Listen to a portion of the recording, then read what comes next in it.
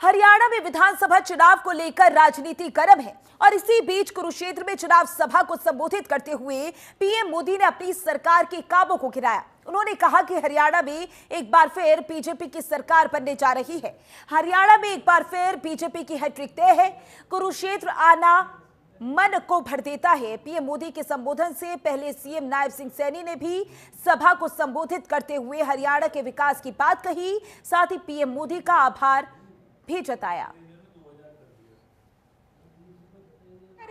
ऐसे यशस्वी पिछले 10 सालों में भारतीय जनता पार्टी की सरकार के सुशासन को लोगों ने देखा भी है और अनुभव भी किया है। पिछले 10 सालों में हरियाणा बदला भी है और बेहतर भी हुआ है। हरियाणा की पिछले 50 सालों की सरकारों और भारतीय जनता पार्टी की आपके तत्वाधान में 10 सालों की सरकारों के कामों में जमीन आसमान का अंतर आज दिखाई देता है। माननीय प्रधानमंत्री जी, पहले हरियाणा में नौकरी बिकती थी, पर्ची खर्ची चलती थी। अब हरियाणा में नौकरी बिकती नहीं है, न पर्ची चलती है, न खर्ची चलती है और न ही मर्जी चलती है। पहले केवल गरीब की मेहनत और युवाओं की लगन चलती है। माननीय प्रधानमंत्री जी, पहले किसान फसल बेचता था पर दाम किसी और के खाते में जाता था। पहले किसान खराबे की शिकायत करता था, 2-2 रुपए के चेक पाता था। आज किसान मंडी में फसल बेच करके आता है, 72 घंटे में सीधा पैसा किसान के खाते में पहुंच जाता है। मेरा राजनीतिक अनुभव मुझे कहता है कि हरियाणा ने भाजपा की हैट्रिक लगाना तय कर लिया है।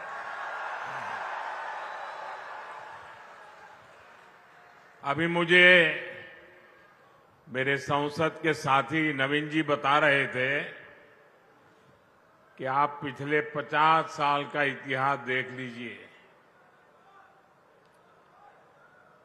हरियाणा की एक विशेषता रही है, दिल्ली में जिसकी सरकार होती है हरियाणा में भी उसी की सरकार बनाते हैं। कुछ महीने पहले लोकसभा चुनाव के दौरान मैं आपसे आशीर्वाद मांगने आया था। मैंने कहा था कि भाजपा सरकार के 100 दिन बड़े फैसलों के होंगे। गरीब, किसान, महिलाओं और युवाओं को मजबूत बनाने वाले होंगे। अभी 100 दिन पूरे भी नहीं हुए हैं, लेकिन हमारी सरकार ने करीब 15 लाख करोड़ रुपए के नए काम शुरू करवा दिए हैं। और इसी बीच बड़ी जानकारी, जहां जननायक जनता पार्टी ने चुनाव आयोग से शिकायत की। डीसी पर आचार संहिता का उल्लंघन करने का आरोप लगाया। कैथल के डीसी ने आचार संहिता का किया उल्लंघन। जेजेपी ने कहा डीसी ने आचार संहिता के बाद भी जिला परिषद की बैठक बुलाई। बैठक में डीसी द्वारा एजेंडे रखना भी आचार संहिता का उल्लंघन है। जिला चुनाव अधिकारी होने के बाद भी नियमों का उल्लंघन कर रहे हैं डीसी। जेजेपी की शिकायत पर चुनाव आयोग जल्द कार्रवाई करे, तुरंत प्रभाव से बैठक पर रोक लगाई जाए। ये बड़ी जानकारी, बड़ी खबर आपकी टीवी स्क्रीन पर, जहां पर देखिए जेजेपी तमाम आरोप डीसी पर लगाता हुआ नजर आया। जेजेपी की शिकायत पर चुनाव आयोग कार्रवाई को लेकर मांग कर रही है।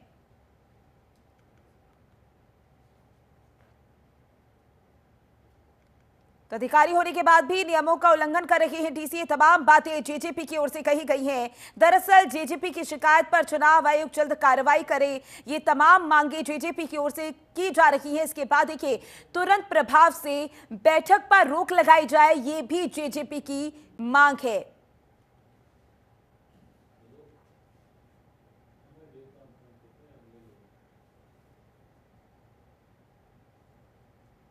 तो वहीं हरियाणा में विधानसभा चुनाव का बिगुल बज चुका है, जिसको लेकर हरियाणा की सभी सीट पर सभी पार्टियों ने अपने अपने कैंडिडेट मैदान में उतार दिए हैं। तो वहीं जनतंत्र टीवी के संवाददाता विनीत कुमार ने सोनीपत विधानसभा सीट से भारतीय कम्युनिस्ट पार्टी के प्रत्याशी राजीव वर्मा से खास बातचीत की। क्या कुछ कहा उन्होंने, आपको सुनवाते हैं।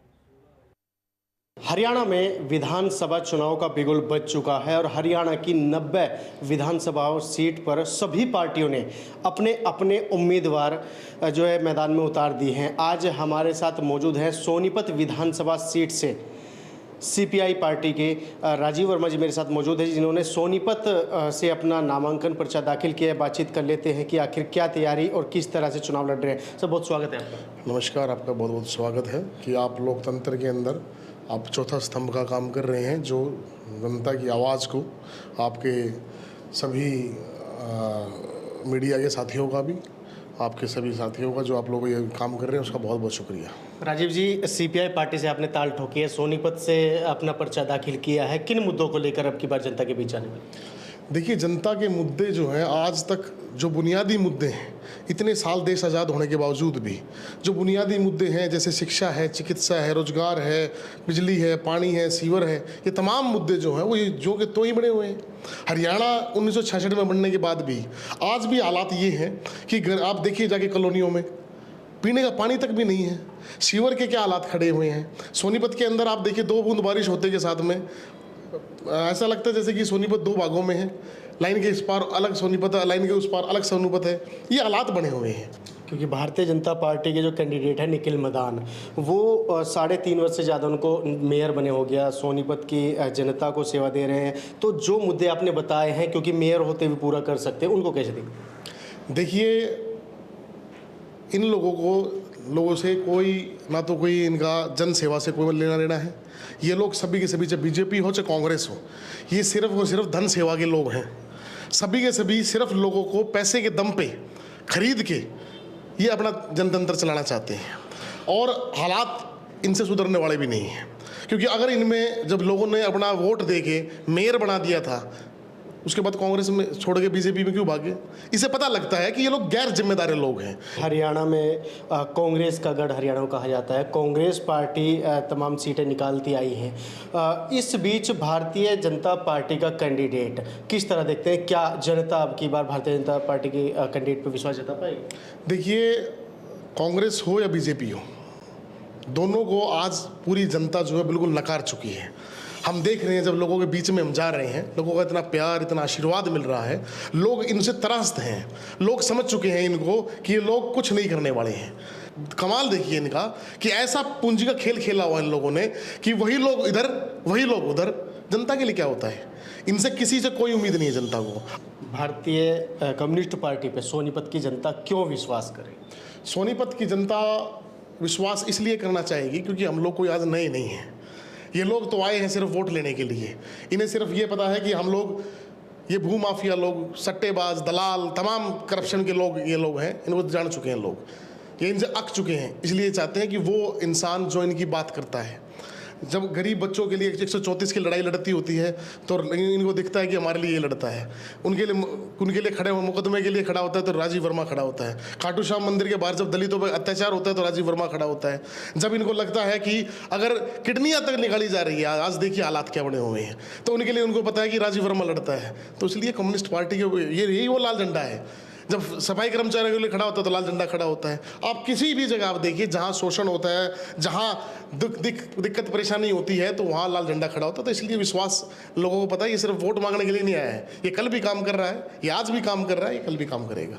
शुक्रिया। देखिए, हमारे साथ मौजूद थे सीपीआई पार्टी से उम्मीदवार, सोनीपत विधानसभा के उम्मीदवार राजीव वर्मा जी, और इन्होंने जो कहा वो आपने सुना। हालांकि ये तो देखना अभी बाकी है कि सोनीपत की करीब 2.5 लाख वोटर्स किस पर अपना विश्वास जताते हैं। कैमरा सहयोग के साथ विनीत कुमार, जनता तक टीवी, सोनीपत। तो वहीं हरियाणा के अंबाला शहर में बीजेपी का कुनबा दिन प्रतिदिन बढ़ता जा रहा है। बीजेपी को आम जन का भरपूर समर्थन मिल रहा है। तो वहीं अब सैकड़ों समर्थकों के साथ पार्षद भी बीजेपी का दामन थाम रहे हैं। और इसी कड़ी में आज अंबाला शहर के वार्ड नंबर 18 और वार्ड नंबर 2 से पार्षद सरदूल सिंह और विक्रम फकीर चंद बीजेपी में शामिल हुए। इस मौके पर मंत्री असीम गोयल ने दोनों पार्षदों और उनके समर्थकों का बीजेपी में पटका पहनाकर स्वागत किया। बीजेपी में शामिल होने के बाद पार्षद सरदूल सिंह ने कहा कि मंत्री असीम गोयल की कार्यशैली से प्रभावित होकर उन्होंने आज बीजेपी का दामन थामा है और वो पूरी मेहनत करेंगे और तीसरी बार भी अंबाला से मंत्री असीम गोयल को विधानसभा चुनावों में विजयी बनाएंगे। वहीं पार्षद विक्रम फकीर चंद ने कहा कि बीजेपी के कार्यकाल में हुए विकास कार्यों को देखते हुए उन्होंने बीजेपी का दामन थामा है और वो बीजेपी में शामिल होकर पूरे तन मन से लोगों की सेवा करेंगे और मंत्री असीम गोयल को तीसरी बार भी विधानसभा चुनाव में विजयी बनाएंगे।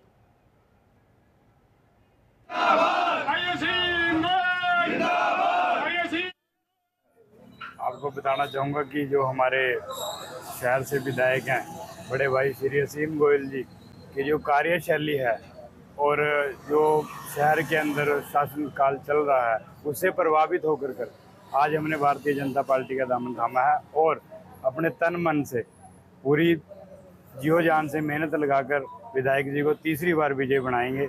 ये हमारा आपसे संकल्प लेते हैं आज से हम। देखिए, आज श्री असीम गोयल जी के निवास स्थान पर जो है हमने बीजेपी पार्टी को ज्वाइन किया है और बीजेपी की कार्यशैली को देखते हुए और इनके कार्यकाल को देखते हुए जो हमने और हमारे जो कार्य जो है रुके हुए हैं उनको पूरा करने के लिए जो है हमने बीजेपी का दामन थामा है और इसी तरह जो है हम तन मन धन से जो है इसकी सेवा करेंगे और असीम गोयल जी को तीसरी बार जो है विधायक बनाएंगे।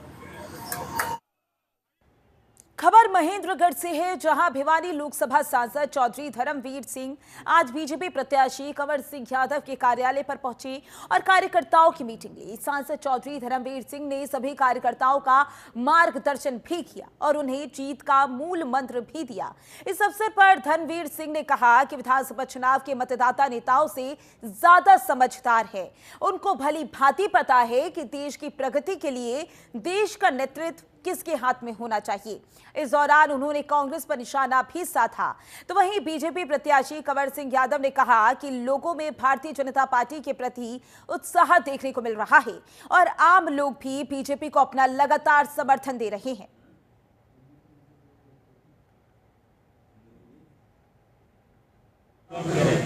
सांसद महोदय यहाँ पहुँचे हैं, हमें आशीर्वाद देने के लिए आए हैं। पहले नारनौल ऑफिस का उद्घाटन किया है, अब महेंद्रगढ़ पहुँचे हैं, इसके बाद में सतनाड़ी जाएंगे क्योंकि इनका काफ़ी लंबा अनुभव है और लोकसभा में भी तीसरी बार फिर भारतीय जनता पार्टी के सबसे मजबूत उम्मीदवार जीत हासिल की और अभी 9 की 9 विधानसभा की जिम्मेदारी आदरणीय चौधरी धर्मवीर जी की है और समय समय पर संभालते रहेंगे।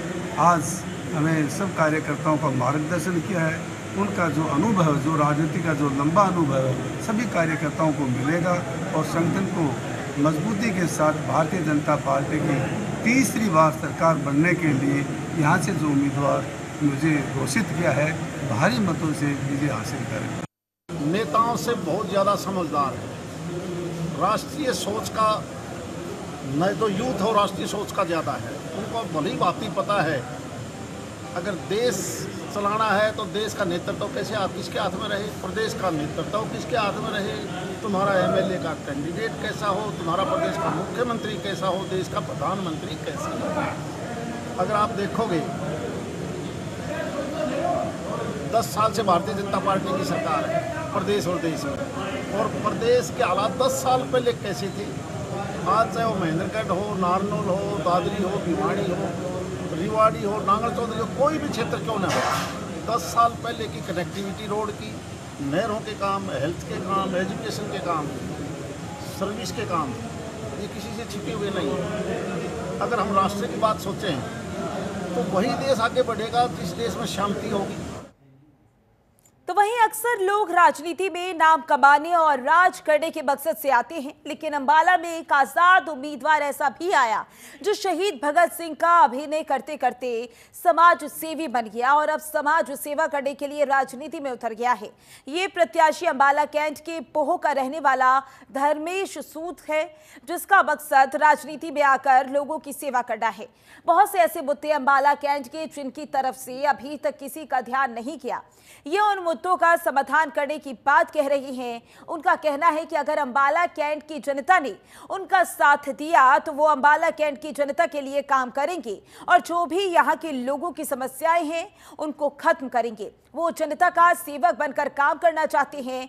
उनका कहना है कि जिस प्रकार से चुनाव से पहले लोगों के बीच नेता झोली फैलाकर वोट मांगते हैं, चुनाव जीतने के बाद भी उनको लोगों के सामने झोली फैलाकर बात करनी चाहिए कि जो भी आपकी समस्याएं हैं वो बताएं, उनका समाधान किया जाएगा। वो राजनीति की परिभाषा ही बदलना चाहती हैं। समाज सेवा से जुड़ा हूँ। मेरा परिवार शुरू से ही समाज सेवा से जुड़ा है। चाचा जी सरपंच रहे, ताया जी पंच रह के सेवा करते रहे। मेरे चाचा जी जब सरपंच रहे तो गांव की फिरनी का, वो गांव से मैं बिलोंग करता हूँ, वो बब्याल इकट्ठे गांव है, आपको पता ही है। तो वहाँ गांव की फिरनी की बड़ी समस्या थी उस टाइम, आज से कोई 20 साल पहले की बात है। तो वहाँ फिरनी बनाई तो रोड्स की जो समस्याएं थी, वो से माजरा रोड, वो से नगला रोड, वो से कल्हेड़ी रोड, जो आज बड़ी बन गई अच्छी रोड, मेटल रोड्स बन गई हैं, वो सारा मेरे चाचा जी के द्वारा किया गया।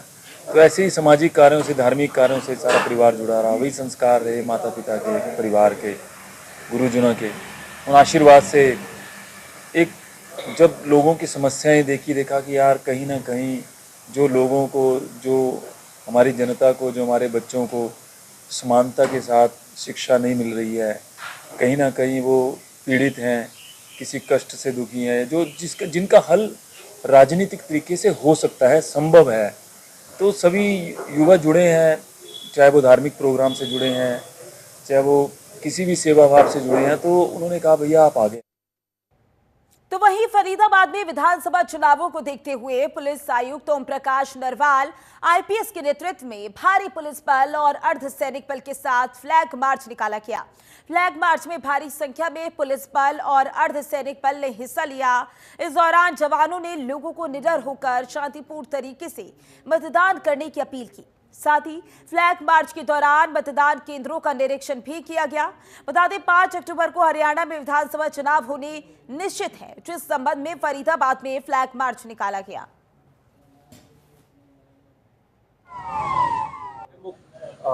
माहौल में अपने वोट का प्रयोग करें और साथ ही जितने भी हमारे चाहे कैंडिडेट हो गए या फिर बाकी अगर हम कहें अगर जो शरारती तत्व भी होते हैं तो उनको भी हम मैसेज देना चाह रहे हैं कि इलेक्शन पूरे बढ़िया तरीके से हम करवाएंगे और कोई भी अगर लापरवाही या कोई भी इशू होता है तो एक्शन हम जरूर लेंगे। फरीदाबाद की जनता को क्या संदेश देना चाहोगे? फरीदाबाद की जनता को मैं ये संदेश देना चाहूँगा कि कृपया करके घरों से अपने बाहर निकले और अपने मत का प्रयोग करें। 5 तारीख का हमारा इलेक्शन है पूरे हरियाणा में और फरीदाबाद में भी, तो ज़रूर जाएँ और अपने मत का प्रयोग करें। सर, पिछले कुछ समय से फरीदाबाद का मौसम काफी बिगड़ा हुआ है, ऐसे में कैसे चुनाव की प्रक्रिया संभव दिखाई दे रही है? क्योंकि अक्टूबर में अगर आप देखें तो अक्टूबर में थोड़ा मौसम ठीक हो जाता है, तो वैसे गर्मी भी कम रहती है और बारिश भी थोड़ा कम हो जाती है, तो मौसम मेरे ख्याल ठीक ही रहेगा उसमें और लोग आराम से अपने मत का प्रयोग कर पाएंगे। साथ ही मैं बताना चाहूँगा कि हमने अब की बार वोटिंग परसेंटेज बढ़ाने के लिए बूथों की संख्या भी बढ़ाई है। 181 बूथ हमने बढ़ाए हैं और साथ ही चाहे वो हाई राइजेस हो या ग्रुप हाउसिंग सोसाइटी हो या स्लम्स हो, तो वहाँ पे भी हमने एडिशनल बूथ बनाए हैं। तो इसको इलेक्शन को पीसफुल कराने के लिए पुलिस पूरी मुस्तैद है और हमने SST और FST और लगा दी है, वो अपना वर्क कर रही हैं और जो इंटरनल स्टेट बॉर्डर जो नाके हैं वो भी सारे वर्किंग में हैं और हम बिल्कुल फ्री एंड फेयर इलेक्शन कराने के लिए हम पूरी मुस्तैदी के साथ हैं। कोई भी इलेक्शन के दौरान कोई भी बैड एलिमेंट जो है शरारत करने का प्रयास करेगा, उसके खिलाफ जो सख्त से सख्त कार्रवाई करेंगे और इलेक्शन बिल्कुल। तो वहीं हरियाणा के फरीदाबाद में एक दर्दनाक हादसा हुआ। अंडरपास में पानी में डूबी एक कार में सवार 2 लोगों की मौत हो गई। दरअसल भारी बारिश के कारण रेलवे अंडरब्रिज में पानी भर गया था, जिसमें XUV फंस गई। गाड़ी लॉक होने से इसमें सवार दोनों लोग बाहर नहीं निकल पाए और उनकी मौत हो गई। पुलिस सूचना मिलते ही मौके पर पहुंची और गाड़ी को पानी से बाहर निकाला गया। ये यहाँ पे सेक्टर 31 में ब्रांच हेड है एज ए वाइस प्रेसिडेंट और साथ में 31 गुड़गांव। अच्छा, ये अपने घर आ रहे थे, ठीक है। और साथ में घर कहाँ है? घर फरीदाबाद में ओमेक्स में रहते हैं। गुड़गांव में जो है उनकी पोस्ट जॉब करते हैं, यहाँ पे इनका घर है। तो आ रहे थे, वो आए थे कि रास्ते में ही ये घटना हुई है। तो किस पोस्ट पे है ये? वाइस प्रेसिडेंट है। नाम? पुण्याश्री शर्मा। उम्र लगभग? उम्र वही 45 के आसपास होगी। कोई ऑफिस से निकले थे करीब 9:30-10। कौन कौन लोग थे? विराज एक लड़का हमारा कैशियर है ब्रांच में, और जो पुण्याश्री शर्मा जी हैं वो हमारे ब्रांच मैनेजर हैं। वो ब्रांच से निकले थे रात को और ऑफिस मतलब घर जाने के लिए। उसके बाद वो रास्ते में कहीं पे टनल में पानी भरा हुआ था। तो विराज को जो नया है मतलब यहाँ के रोड से वाकिफ़ नहीं है, तो हो सकता है उसको लगा होगा कि पानी ज़्यादा नहीं होगा, तो उसने शायद गाड़ी वहाँ से निकालने की कोशिश करी, तो हो सकता है उस बीच में कुछ हादसा हुआ है। तो मैंने साहब को छोड़ने आ रहे थे? हाँ जी, वो घर छोड़ने के लिए। बरसात ज़्यादा थी इसलिए? बरसात हो चुकी थी, पानी भरा हुआ था टनल में। कोई मेरे को लगता है कि वहाँ पे कोई बैरिकेटिंग वगैरह नहीं होगी शायद, इस वजह से उसने गाड़ी निकालने की कोशिश करी वहाँ से। मुझे तो खैर बहुत लेट जानकारी मिली है। मैं तो सुबह मतलब 4:30 बजे के आसपास 4:30 बजे के आसपास मुझे फ़ोन आया था, तो तब आए। ये क्या था जी, ये गुड़गांव HDFC बैंक में काम करते हैं। एक मैनेजर है, एक अपना कैशियर है। ये रात को वहाँ से अपनी XU एक गाड़ी है उसमें आए हैं। ओल्ड पे हमारी पुलिस द्वारा जो है ना पानी भरा होने के कारण बैरियर लगाया हुआ था कि भाई यहाँ जो है ना खतरा है, आगे ना जाए, पानी ज़्यादा भरा हुआ था। लेकिन फिर भी वो बैरियर को जो है ना इधर उधर करके उस पानी में घुस जाते हैं। जो हमारे एक राइडर वालों ने भी उनको कहा है कि भाई आगे जो है ना पानी ज़्यादा है, लेकिन ये फिर भी हम निकल जाएंगे उनसे करके ये उस पानी में घुस जाता है।